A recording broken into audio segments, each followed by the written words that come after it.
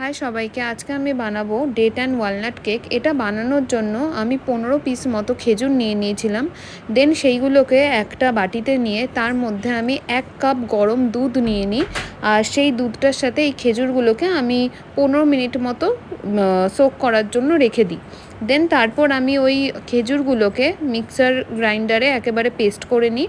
তারপর সেটাকে একটা বাটির মধ্যে নিয়ে তার মধ্যে যেইটুকু দুধ বেঁচেছিল সেইটুকু দুধ তার সাথে মিশিয়ে দিয়ে দিতে হবে। দেন তারপর এর সাথে 60 ml মতো তেল নিয়ে সেইটাকে এর সাথে ভালো করে মিশিয়ে দিতে হবে। তারপর এর সাথে আমি 100 গ্রাম মতো ময়দা অ্যাড করলাম, আর 1 টিস্পুন মতো বেকিং পাউডার, আর হাফ টিস্পুন মতো বেকিং সোডা, আর স্লাইট একটুখানি একদম নুন অ্যাড করলাম।